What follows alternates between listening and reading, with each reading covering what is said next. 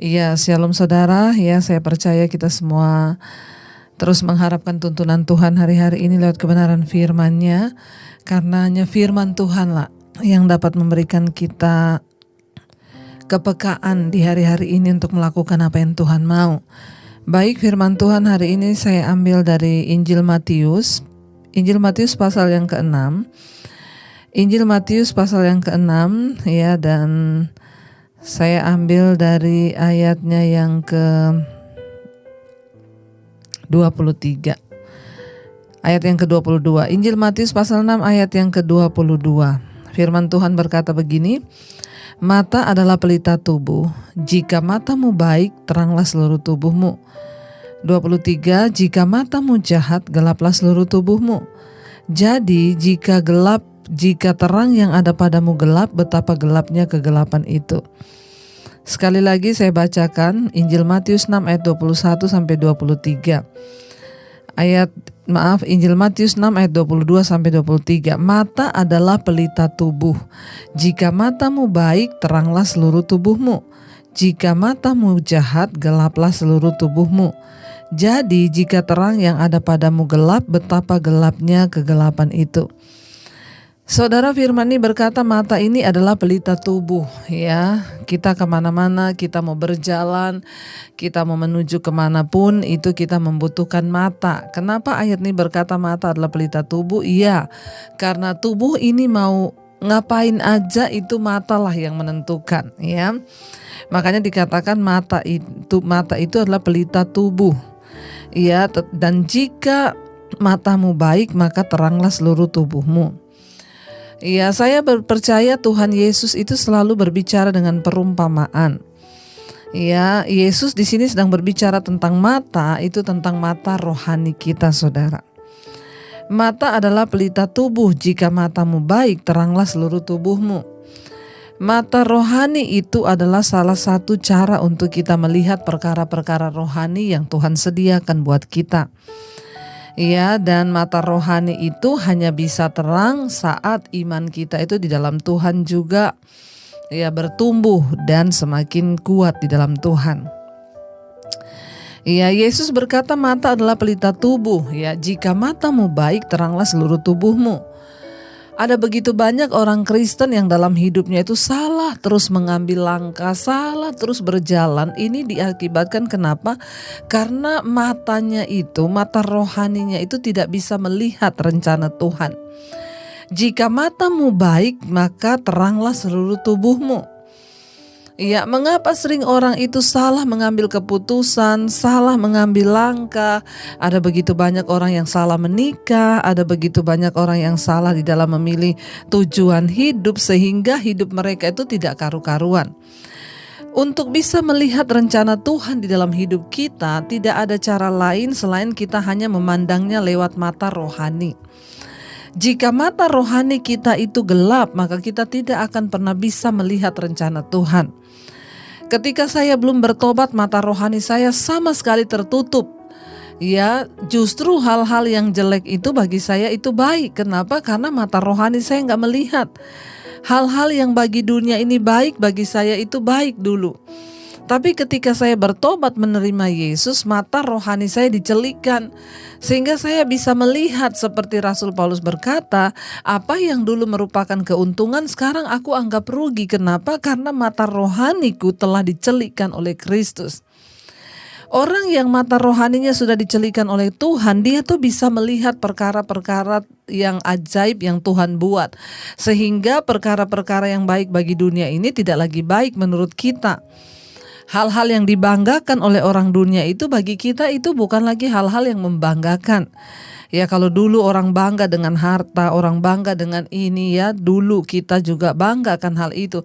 Tapi ketika kita ada di dalam Tuhan, maka semua itu tidak menjadi kebanggaan lagi. Apa yang menjadi kebanggaan kita adalah Tuhan.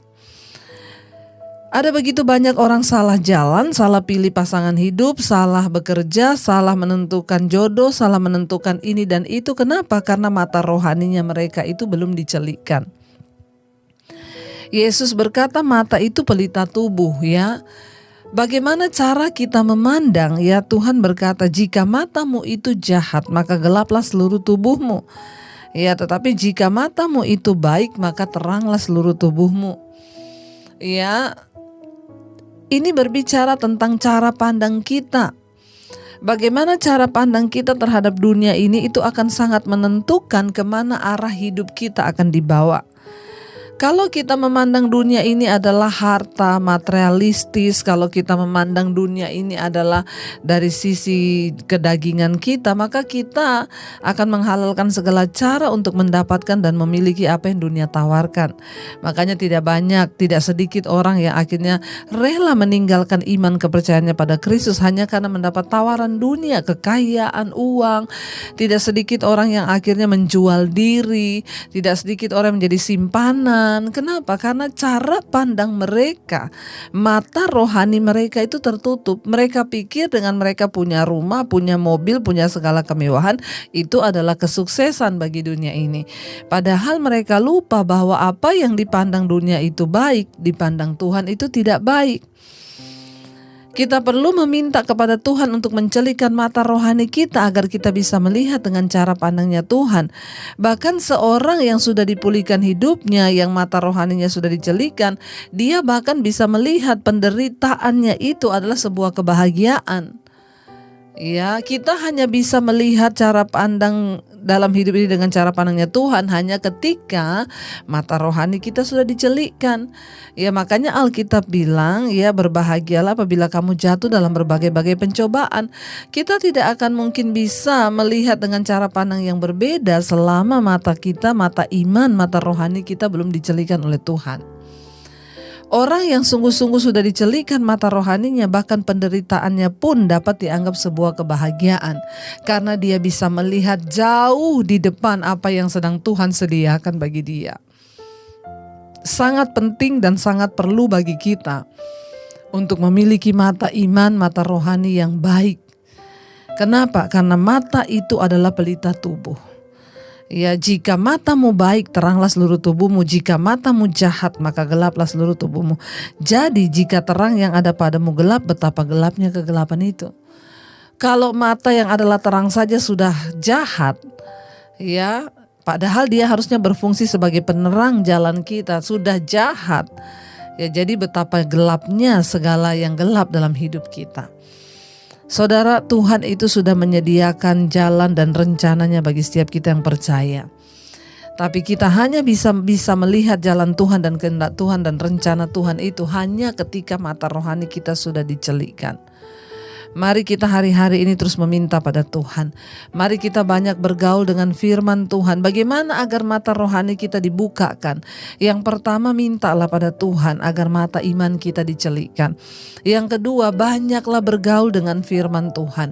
Banyak baca Alkitab. Kenapa? Lambat laun firman itu akan mulai mengubah cara pandang kita. Firman itu akan mulai membuka mata rohani kita. Ya, agar kita ini bisa melihat perkara-perkara apa yang sudah Tuhan sediakan bagi kita. Kita perlu memiliki cara pandang yang benar. Kita perlu memiliki mata iman di dalam hidup ini agar kita dapat melihat perkara Tuhan sediakan bagi kita. Bahkan ketika kita sedang ada dalam penderitaan, kita bisa melihat itu sebagai satu kebahagiaan kalau mata rohani atau mata iman kita itu sudah dicelikan oleh Tuhan. Karena itu saudara, ya, biarlah kita hari-hari ini mau terus setia, biarlah kita hari-hari ini mau terus mengejar Tuhan, biarlah kita hari-hari ini mau terus mengejar perkenanan Tuhan, agar kita ini bisa melakukan dan bisa mencapai tujuan Tuhan dalam hidup kita. Agar kita bisa mencapai rencana Tuhan yang sempurna dalam hidup kita hanya ketika mata iman kita dicelikan. Ingat, mata adalah pelita tubuh. Jika matamu baik, maka teranglah seluruh tubuhmu. Jika matamu jahat, maka gelaplah seluruh tubuhmu. Jadi jika terang yang ada padamu gelap, betapa gelapnya kegelapan itu. Kita mau minta Tuhan singkapkan dengan mata rohani kita agar kita dapat melihat semua hal-hal yang terbaik yang Tuhan sediakan bagi kita.